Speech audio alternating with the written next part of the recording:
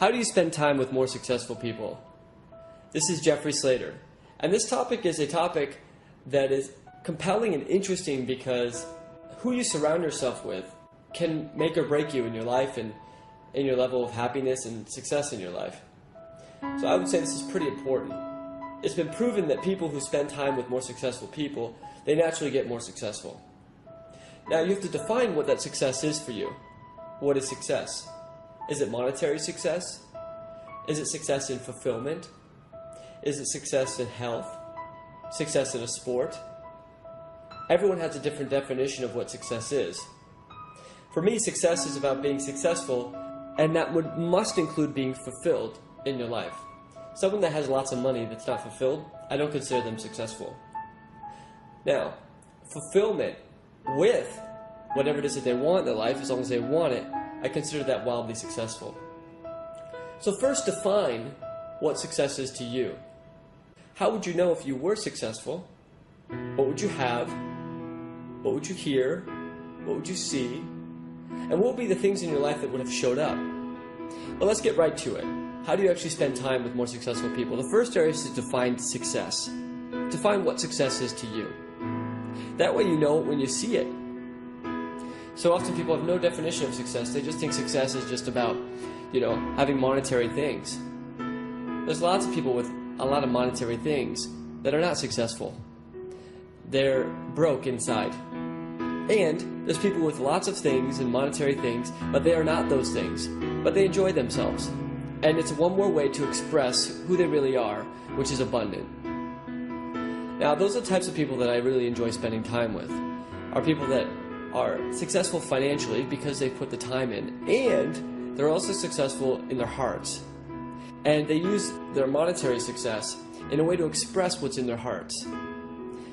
Sometimes more money equals more choices, and it provides them to have more freedom in their life and freedom for the people around them.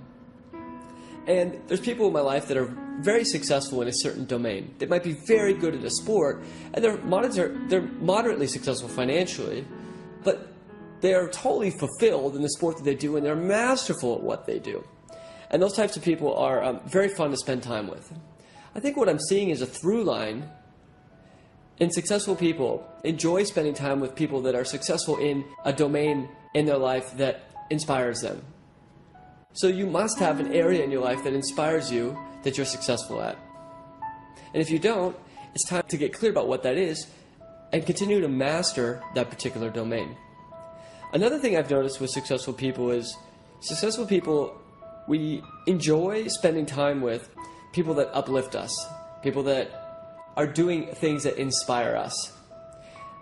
A common example is, if you want people to be interested in you, you got to be an interesting person. So how could you make your life more interesting? What adventures, what hobbies could you take on? Where would you like to go to become more interesting? If you want to be interesting, you got to get interested. So continue to get interested in the world and people. And the more interested you get in the world, the more people become interested in you.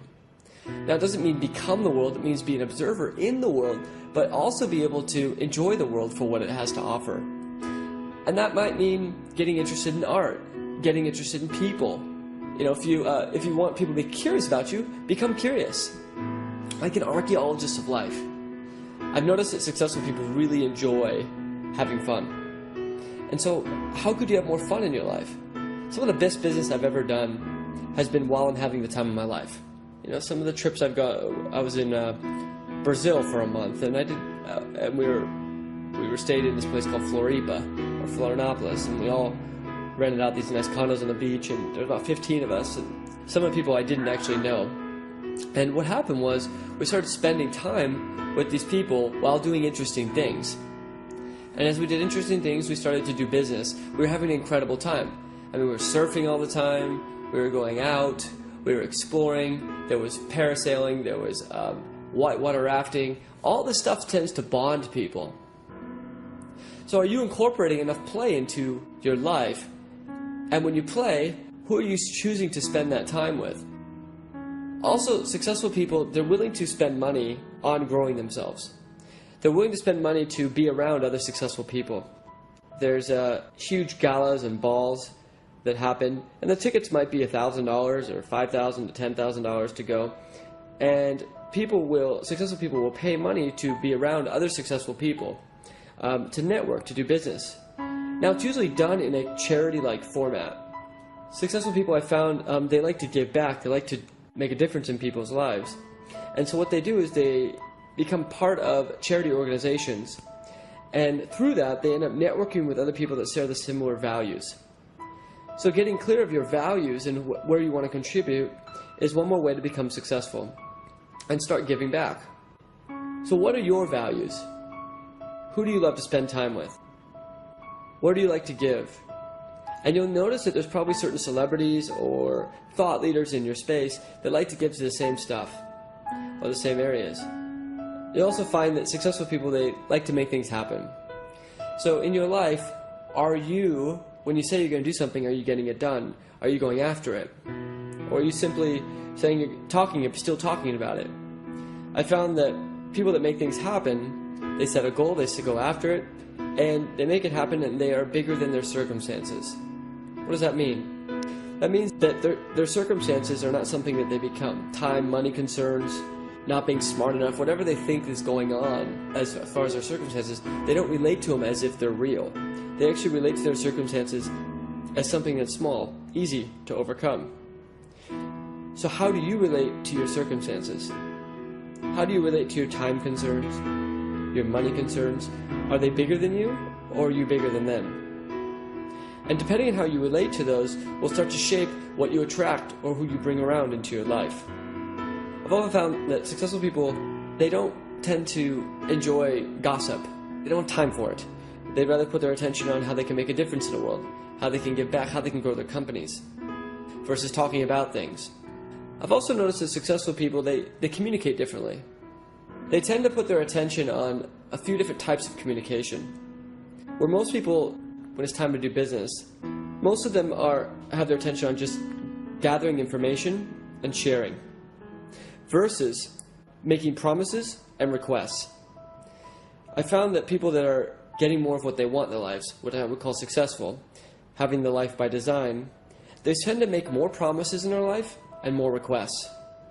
What does that mean? That means they ask people for things, and they make promises, and they promise to do things for people. At the end of most of your conversations, do you simply go, okay, thank you, that was a good conversation? Or is there some sort of follow-up, a promise, a request? I've seen CEOs tend to, in the middle of their day, they tend to spend 70% of their time making promises and requesting things of others. And the rest of the time, they're gathering just a little bit of information so they can make better promises and better requests. And they never really fully have all the information. They do the best they can to gather as much information as possible. But what tends to happen is they have a gut instinct to feel. And they don't have what we call analysis paralysis, where they're continually analyzing things, trying to get it perfect before they get started. They have an intention, they gather as much information as they possibly can, enough to where their instincts say, I have enough, and they make decisions and they make requests. So successful people make decisions and make requests quickly. Now, why am I sharing this with you? I'm sharing this with you so that if you want to attract more successful people in your life, you've got to become and step into that you are successful. And start thinking and acting from that standpoint. And consider that you already are successful. This is just a reminder on how to do that.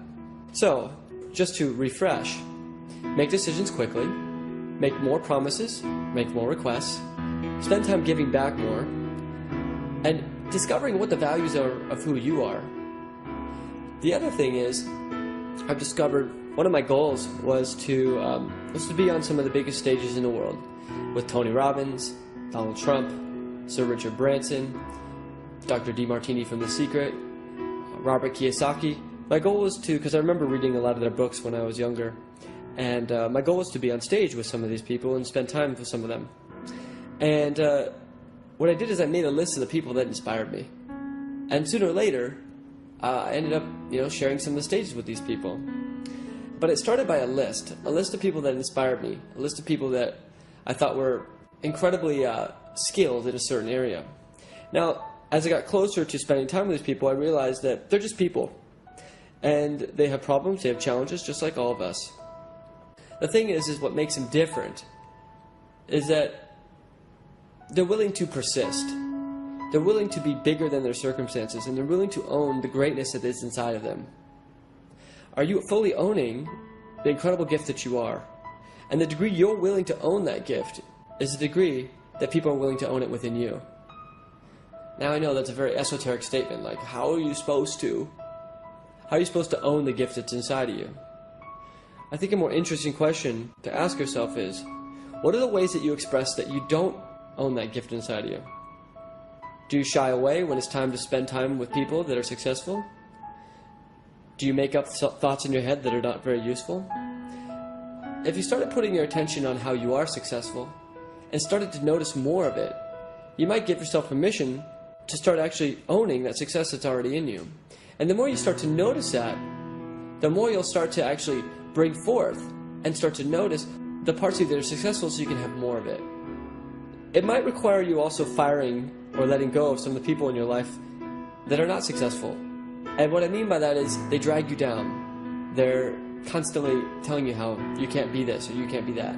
Now, let's get some responsibility in there. You created that experience. It didn't happen to you. Most people think that circumstances are happening to them. And that's okay to think that way. It's just not a way that you're going to spend time with more successful people. Because as you get more and more successful yourself, you'll realize that you are accountable for everything that happens in your life. Not like it's wrong, not like it's a world of like right or wrong or anything like that. What I'm sharing is the degree you're willing to accept responsibility for what you have or don't have in your life, or the people that are in your life that are disempowering you, or the people that are in your life that are empowering you. You somehow created that experience. And the more you're willing to accept that, the more you're willing to have influence over those circumstances. And as long as you live in the illusion that those are happening to you, then they'll continue happening. Versus owning and accepting responsibility for creating those experiences. So successful people, they take responsibility for their lives.